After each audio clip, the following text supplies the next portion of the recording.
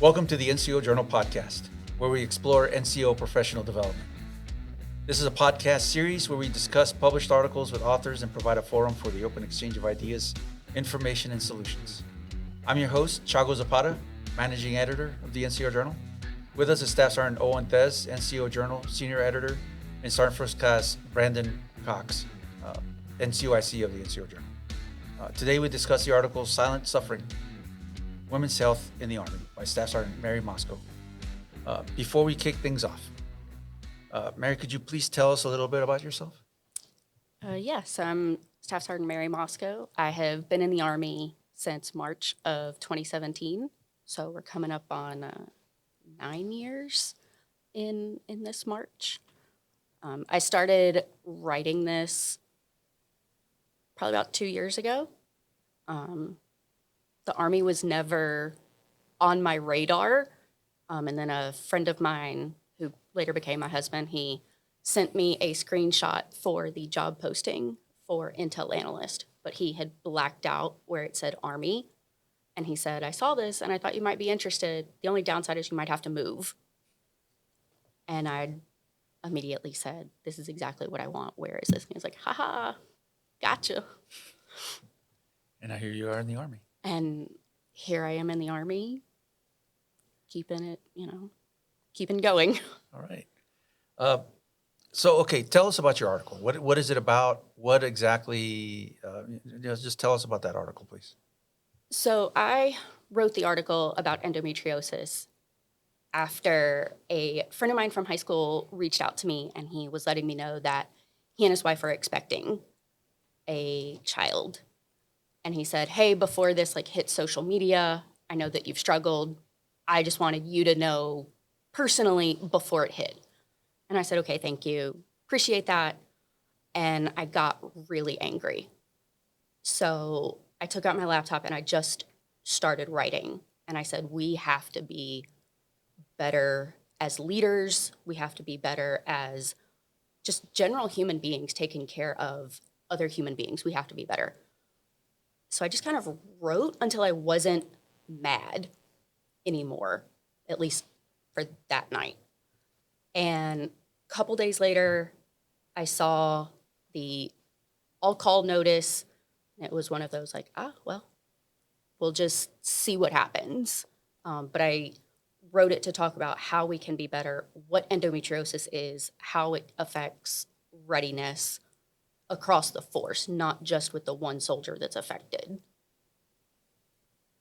I know when you called me, actually, I'm the one who you talked to when you called, and your article was not.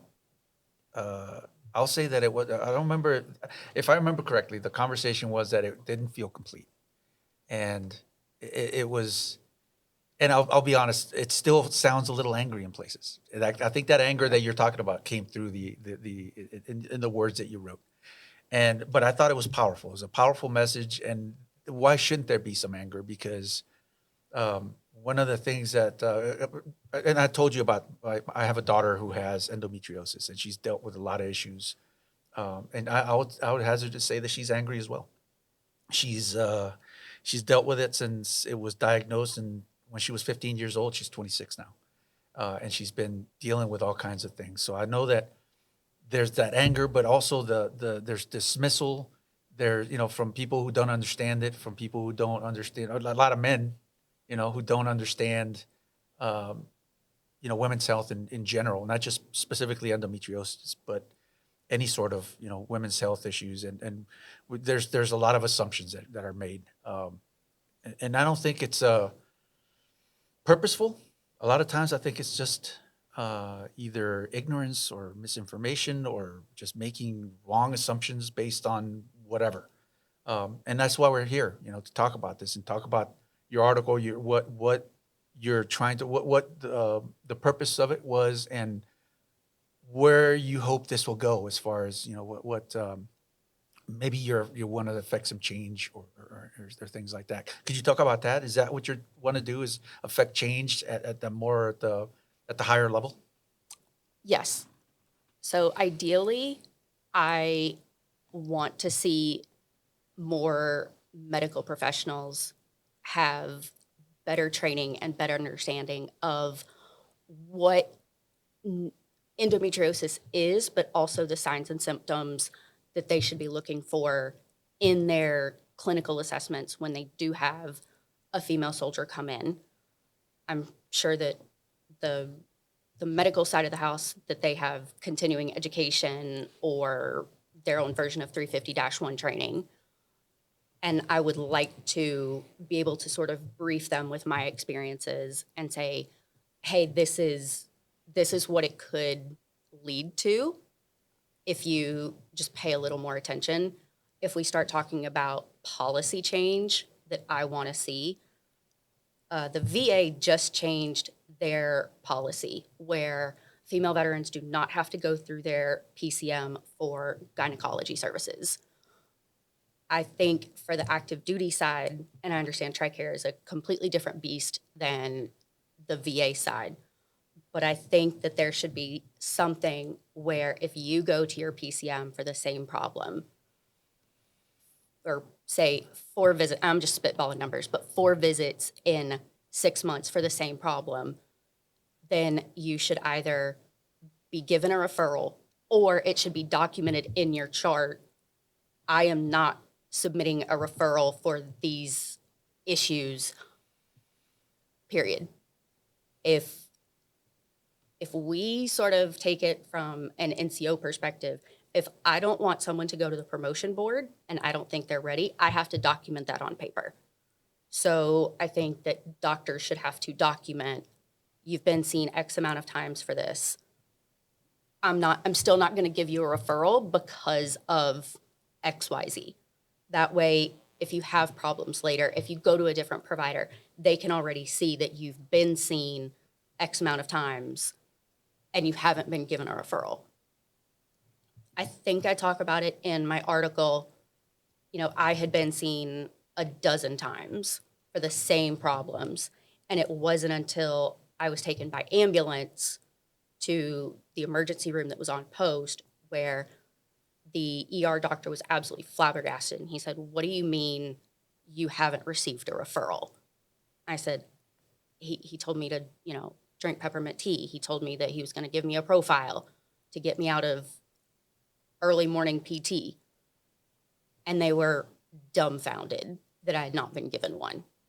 And I had had documented issues for over a year. Let's back up a little bit. I think that's something that we need to kind of explore a little bit more.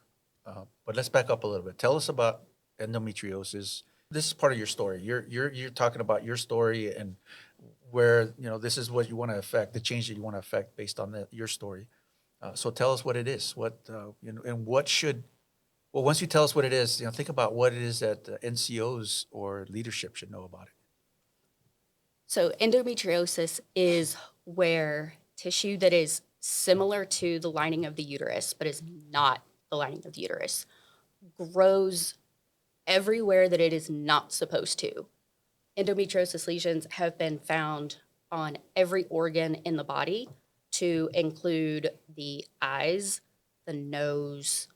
It's also been found recently in the brain. There's now some very beginning studies that it's been found in the skin. But essentially, it's that tissue that loses its mind and grows where it's not supposed to grow.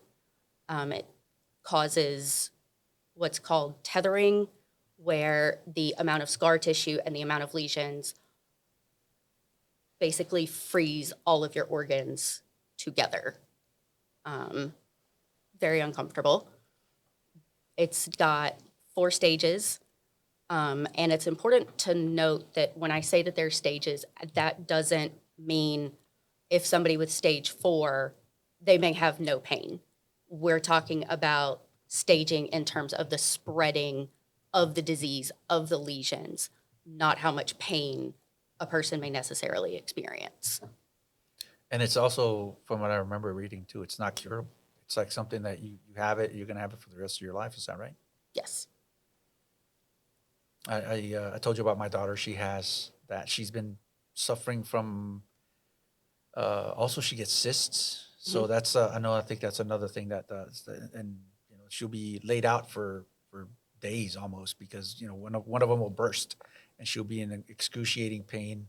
Um, won't even say anything. I know that's one of the things that you talked about in the title of your article is silent suffering. My daughter wouldn't say anything. Just see her. She's acting a little moody, and her face is pale. What's going on with you? And then it's not until later that I realized that there was something else going on, and I didn't understand. And I think that's the main thing, is that a lot of people don't understand. Men don't understand that. For us, we kind of, for men, we kind of go through life, and a lot of times, it's like, just you get hurt, or something's going on, you just rub some dirt on it and move on, and it's not that case for women. You have deeper issues, and we need to be aware of them. And I think that's, for me, that was my learning experience, is but not everybody's exposed to the kind of, a family member who might have it. I mean, just you said too that in your article that there are 1 in 10, women have this condition. Um, is that the right way to refer to it too? Is it a condition, or is it illness, or how would we refer to it? I've heard I've heard condition, disease, illness. Lots of people that I've talked to, they kind of like give it a name, and they just say, oh, Bob's acting up today, curse Bob. I kind of go with any of them. I think it, and again, I'm not a medical doctor by any means, but I kind of view it more as a disease as opposed to a condition, because a condition makes it sound like you have the flu. Like, oh, it's a condition, you're just going to get over it. This isn't something that you necessarily get over. Hi, Sergeant Mosco. First of all, thank you for writing the story. It was an outstanding article that you gave us on your experience with some of your medical conditions, and I applaud you for that. I think more soldiers need to be outspoken about their experiences that they have in the Army. I was curious, what were some of the early signs that you were kind of understanding that like something's going on? So the biggest first sign that I had was just the absolute excruciating pain. I had an IUD at one point, and once I had it removed, that's sort of when all heck broke loose. And the first month, I could not stand up. I spent probably 4 days, like, physically in the fetal position, unable to move. That was kind of the first one, and then it progressed from there to the point where I was bleeding profusely, to the point where I was passing out, and my husband was finding me like in the shower, passed out, because I would usually go, hot water there's something to be said for heat therapy. But he would find me like almost passed out in the shower, and he was like, something has to be going on. He said, you need to go get this checked. And I came back and I was like, doc says I'm fine. Doc says, like, this is normal. This is just part of being a woman. I was like, okay, you're the doctor, so I'm going to trust what you say, because I have no reason to not trust you. Did you communicate these issues with your leadership at the time? No. And why did you feel like you couldn't? I felt like I was already in somewhat of a good old boys club. I mean, for all of the strides that the Army has made, we're still mainly a male force. And when I was uncomfortable with it. All of my leadership, all of my supervisors, they were all male. And I was like, oh, that's just weird to come in and be like, oh yeah, I'm in a crappy mood today because I've spent the past 24 hours on my couch, but I have to go into work. So take a handful of ibuprofen and keep it moving. Which comes to, you being here in front of 4 dudes.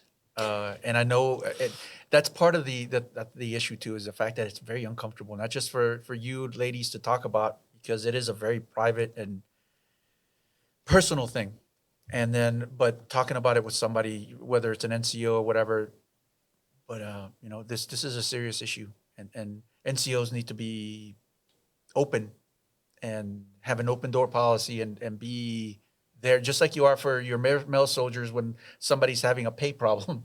Maybe that's not a good comparison, I know, but just because there's other things that are going on with everyone, and you need to be as involved, excuse me, with that pay problem as you are with somebody who's having medical issues, regardless of what they are. But you have to be open and professional. I think ultimately that's what it comes down to. You have to be professional as an NCO and advocate for your soldiers, regardless, of what the issues are. Yeah, I think that's important. And you put it in your article, right? You put it in from the creed. I know my soldiers, and I think that's very important, because I don't think that it's necessarily important that NCOs that take care of soldiers know the signs and symptoms of endometriosis, but that they care and are compassionate when their soldiers come to them with issues and take them seriously, right? So I think that awareness is a big deal, but also compassion, right? And being there for your soldiers is the primary goal, because you can't know everything, but if you know your soldiers, then you can properly take care of them. So what's something that I think that you would find very important for most NCOs or all to take away, as part of the awareness factor of this? So I want to touch on what you said about the pay issue. I think that talking about this should be as normal as talking about the pay issue, because it's soldiers' health at the end of the day. Whether it's their financial health, their mental health, their physical health, it's still part of soldier health. And that's what, as an NCO, I'm in charge of taking care of right now, my one specialist. I am supposed to take care of her. I am supposed to know her enough that when she comes in the room, I can look at her and say, something's not right this morning. What's going on? Like, did coffee shop mess up your coffee? Did you burn your toast? I'm supposed to be able to know her enough to have a conversation from, did you burn your toast? Or, hey, I know that you had a doctor's appointment last week. Are you satisfied with what your PCM told you? And if she says, yes, I am. Okay, cool. That's great. Move on. But if she says, yeah, I guess it's fine, whatever, I should be a good enough leader to say, let's close the door for a few minutes. Talk to me. What's going on? Because I know you enough to know that something is going on. Tell me how I can help you. But I think back to sort of your point about what I want people to know is it shouldn't be uncomfortable, number one. We talk about torn ACLs. We talk about broken bones. This shouldn't be any different. If you have a soldier who you think, hey, I think something's going on, then you should already be the type of leader where that soldier feels safe enough coming to you to say, hey, Sergeant, I don't feel good. And then if you, as the leader, you have the professionalism, say, okay, can you tell me what's going on? Do you feel comfortable? Is there somebody else maybe that you would feel more comfortable talking to? I think if we have to start breaking down the barrier of, you gross girl problems, that's yucky. Don't talk to me about it. Go talk to somebody else. Do you think that you've seen an improvement in the NCO Corps with this type of stuff? Taking care and listening to soldiers? I do. I will say I take a lot of responsibility in the beginning because I was 28 when my medical issues really began. And at the age of 28, I was nervous to talk to people about this. I was hesitant. I can't imagine being 18 or 19 years old and having the strength to say something. But I've seen an improvement once I started bringing up my story. The people who I thought were going to think less of me were the people that actually stood in my corner and advocated the hardest for me when things got really rough. So I have seen a change.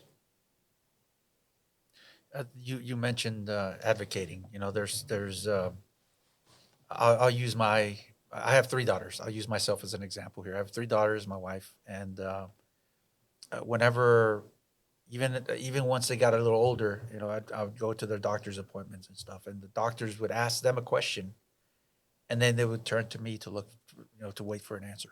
You know, there were men, and it was like I know that that's something that you talked about that you touched on in your article, is that the doctors and it's this isn't a bitch session. You know, this is a place to talk and to discuss not just the problem. Well, we need to know that there is a problem and talk about it, but also the fact that this is a place where we can talk about solutions. But one that problem was that they would look and not listen to the answer. Now, my daughter, my wife, my people, my ladies would try to answer or would give a partial answer, and whatever it would just go in one ear out the other, and they would look at me. You know, I don't know why you would look at me, dude. It's not happening to me. You know, I would guide them to look at whoever it was who was talking and say, you need to talk to her and ask her specifically. I'm here. And then, but there would be times that I would have to butt in and say, why, she just told you this. Why are you going to doing that? So I was advocating for them, but I was also kind of a distraction. So I don't know. You mentioned that, medical professionals need to be trained. They need to be not dismissive. And I think that's one of the things that got me about your article, is that you said that some of them are dismissive, and you dealt with that, especially since you had to, go to a doctor 12 times for the same thing, and you get, hey, drink some tea. Like, okay, yeah, dude, that's obviously there's something more going on here. What's going on? So, advocating for yourself, having somebody advocate for you, whether that's a spouse, family member, leader. I mean, I don't know. I would hope that my daughters would ask somebody to be there with them, somebody they trust, somebody who cares, and I think that's where NCOs come in. But would you talk about the medical aspect of it, and the medical profession aspect of your article? So I want to make it clear, I'm not blaming the doctor who saw me 12 times and just kind of kept blowing me off, because once I really started down the rabbit hole of after I'd been diagnosed and I was like, okay, what the hell just happened to me? I learned that in medical school textbooks, there's only about a paragraph about endometriosis. I don't know how long you're in medical school. I can imagine it's a really long time. But for there to only be a paragraph, that's not the doctor's fault for not knowing the information. That talks to a larger systemic issue of we're not teaching the doctors to look for it. And it's not their fault for not being taught. But I think we're starting to get more awareness. We're starting to have more research. The doctors are where everything begins, especially for the Army, where we have to go through our PCM before we get a referral to go anywhere else. The dismissiveness, the gaslighting of, oh, well, there's nothing wrong with you. Take some Tylenol, change your socks, drink more water, is where things need to change. I can tell you that on the appointments when my husband came with me, I was believed more. The doctor would say, oh, okay, so this is, this is normal. And my husband would say, I'm picking her up off the floor. There's no way this is normal. And then it was, oh, okay, well, maybe we should do some extra testing. Maybe we should. I was like, did I not just say the same thing? But since you heard it from him, I guess now, since it's how it's affecting his life, now you're willing to do testing. So it's important to have somebody in your corner at the appointments. Even if somebody can't be there, we all have cell phones. Put them on speakerphone and say, hey, I have somebody I'd like to get their opinion. I just want them to have my back while we're in this appointment. Okay, I can sit there on mute and I can just listen, and then I'll be your advocate. If you're here at Fort Leavenworth, I'll go to the appointment with you if you want me to. If you just need a phone call, I'll, hey, wake me up, tell me when the appointment is, put me on speakerphone, and I'll be an advocate for you. That's what we should be doing as leaders, is being an advocate for everybody. Let's talk about solutions, though. We're talking about somebody being dismissive. Where can that be? I mean, that's something that I don't know. It's a deeper problem, and I don't think it's got an easy solution. But you've been talking to people. You've been talking to people who can affect change, who can write policy, change policy, and make systemic changes. Can you tell us about that?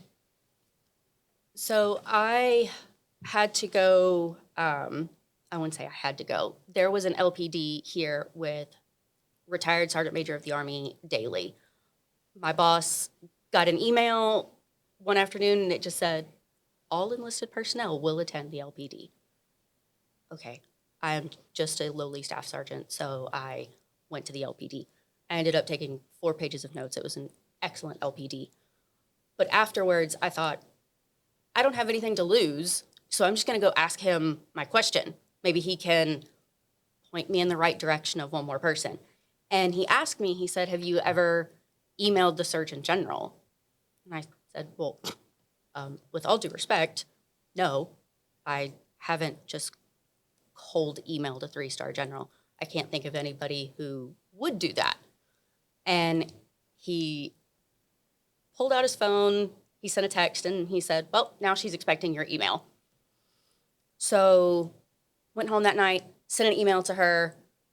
I really thought that I was going to get like a form email back that says, thank you for contacting. I didn't. I actually got a response back. She connected me with her aide, and her aide and I have been talking, and she has taken my article as well as the PowerPoint brief that I've done at several locations now. And she is actually taking that to the DHA to really say, hey, this is a bigger problem than just a onesies and twosies kind of thing. This is a larger problem that we need to start taking care of. It's interesting. As a Sergeant Major of the Army, you'll never know. If you never ask, but you said it. If you don't ask, you'll know. You're at no anyways. But what if he says yes? And look, here's Lieutenant General, Surgeon General of the Army. Boom. Mm-hmm. And first off, Sir Mosco, you're not a lowly staff sergeant, but no, your experience is very valuable, and you're doing it. You wrote your article, you stated your case with all your experience, and here you are making an impact. So I commend you for that, right? And I think more NCOs, more junior soldiers even need to be writing about their stuff and their experiences and stuff like that, because it's valuable to the force. And it's valuable for leaders to read, because then they get to see, kind of keep their eye and their finger on the issues that are happening. So thank you. I've personally known a lot of people throughout my life that had endometriosis. And one thing that really sticks out with every single one of them is a very similar experience with trying to get the diagnosis. Including like some people, like in your article, you mentioned it takes on average 7 to 10 years. I have known someone who took more than that. And I'm just curious if you have any ideas of, like, is there something we can do to make it easier to diagnose something, especially being such a common thing? Right now, I don't think that the research is there, because I think I talk about it in my article, the only way to truly diagnose it is through surgery. There's unfortunately there's not a blood test yet. There's not, the flu test for it. I don't think the research is there yet.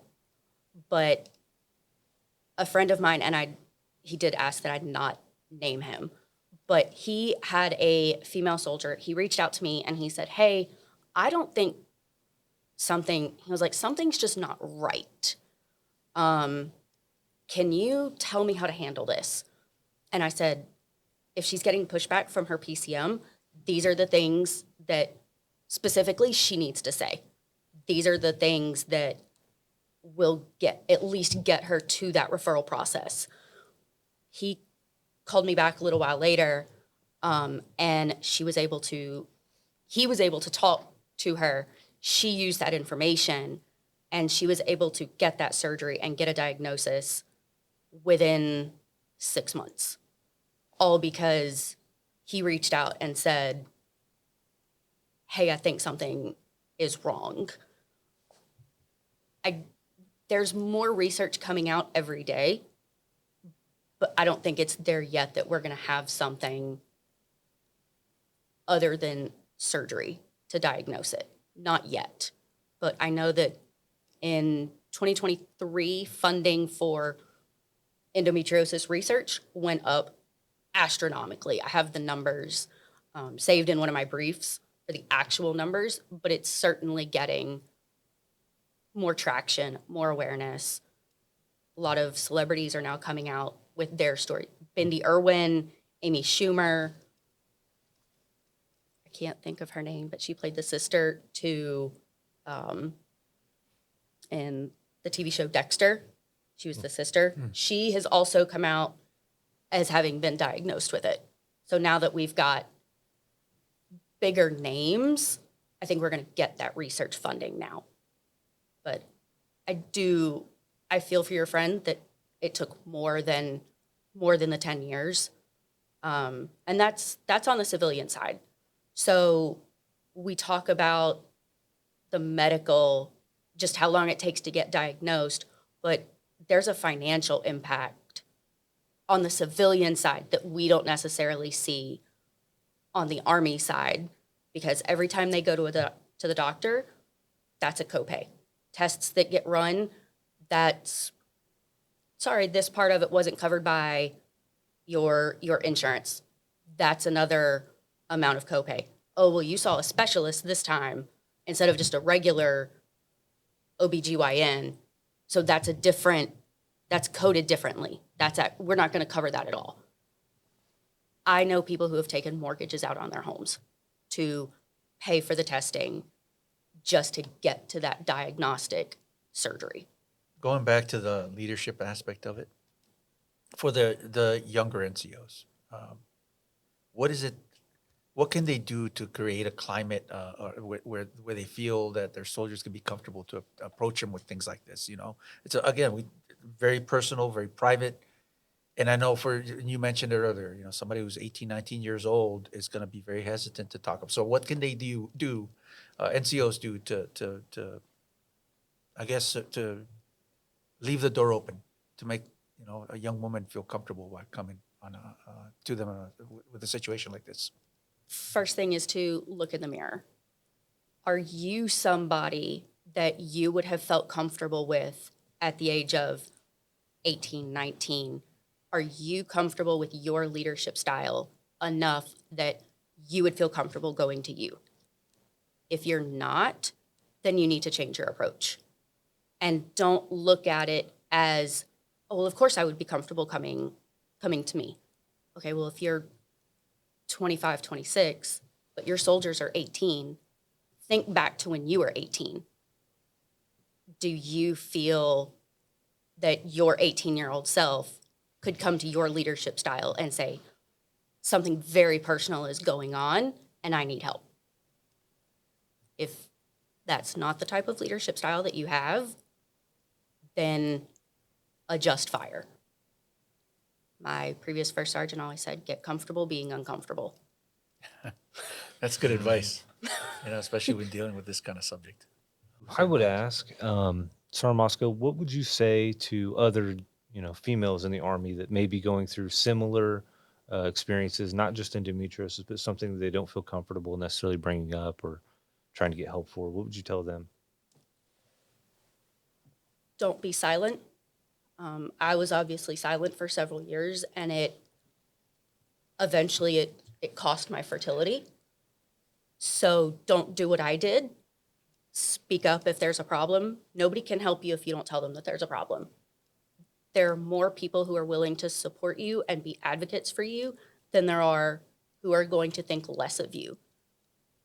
If you have something going on and you need an advocate, or you wanted to go talk to your leadership about something but you don't know how to bring it up, I will be on the phone with you.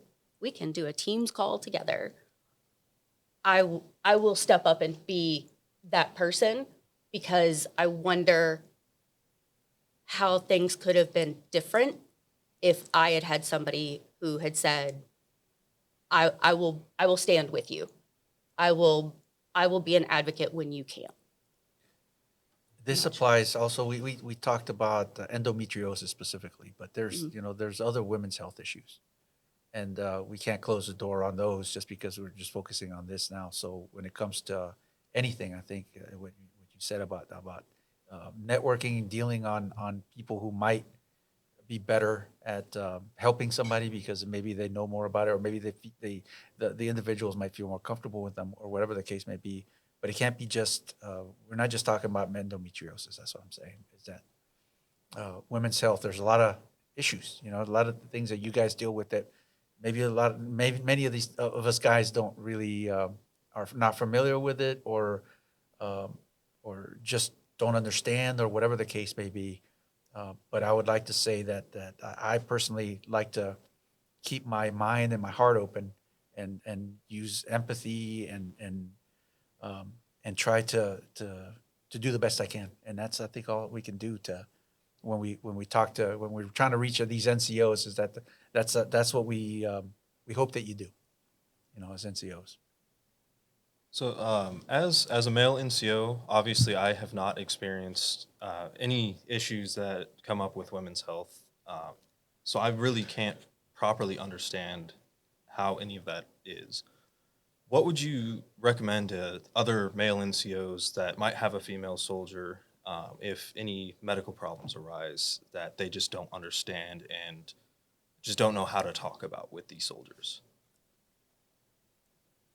So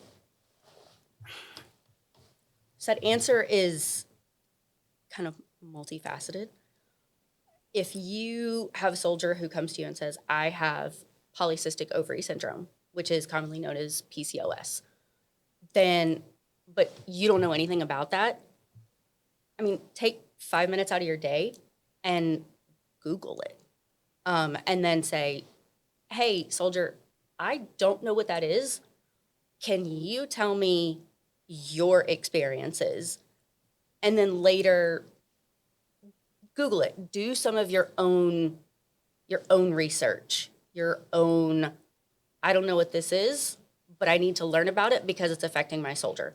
And if it's affecting my soldier, then it's going to start affecting my readiness.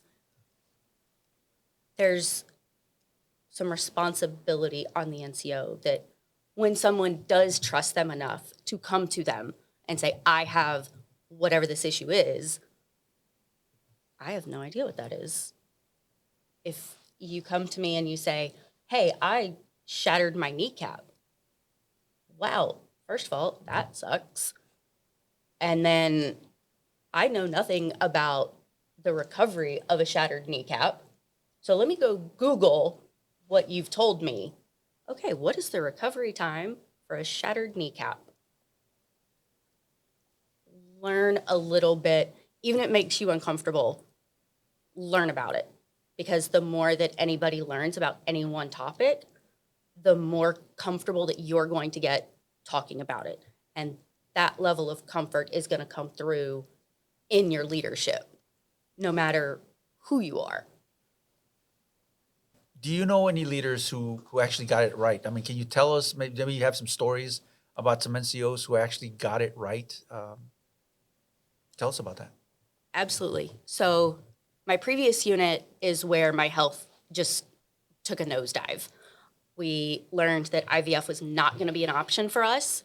And my husband and I made the decision that since children weren't going to be on the table, there was no reason for me to continue practically dying every month. So I let my first sergeant, who had been in the seat for less than a week, he was going to get a con leave packet come across his desk that was going to be about 45 days. So I knew then that I had to say something. And I walked into his office, and it's First Sergeant Oscar Perez. And I hit the high spots of what was going on. And he looked at me and he said, "Well, that sucks." And I appreciated that there were no flowery words. There was no hunt the good stuff. There was no Hallmark greeting, find the silver lining. I appreciated the fact that he said, "That sucks." And then he signed my paperwork.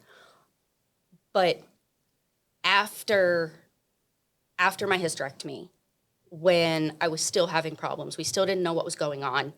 I was still spending what felt like hundreds of days at appointments. Every time he checked in on me, every time he said, "Are you doing okay? Do you and your husband need anything?" The very first time that I said, "Hey, I want to do an NCOPD on this," he said, "Cool, go for it. Send me a shell in 2 weeks." That one NCO caring, that one NCO saying, "Yeah, you want to do an NCOPD? Sure," led to what I'm able to do now. If he had said no in that very first, "Can I do an NCOPD?"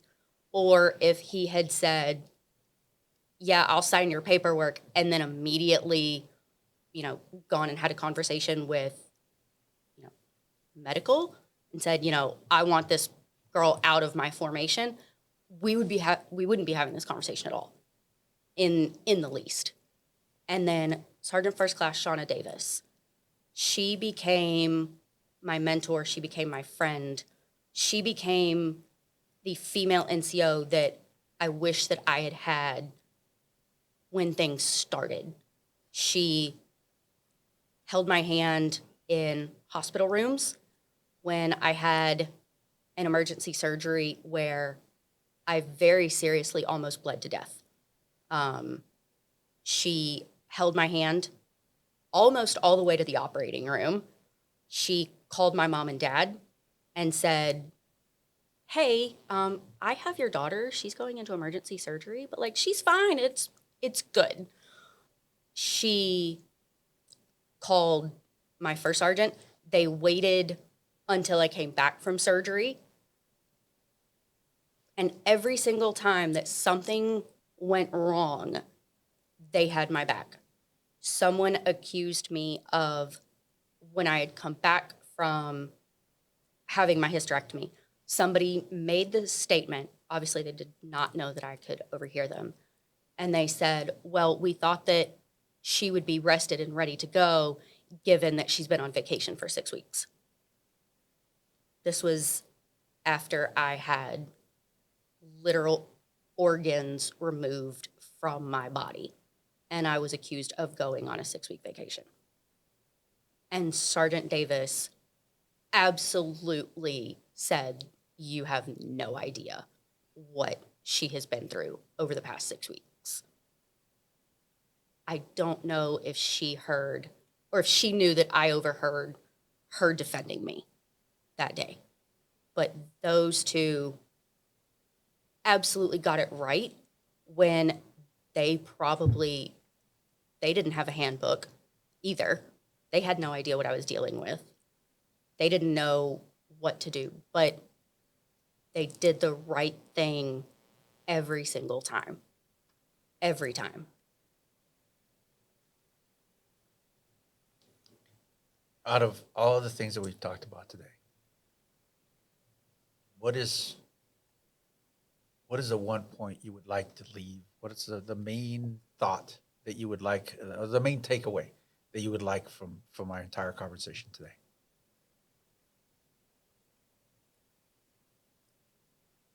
recognize that women's health is how you take care of the mission.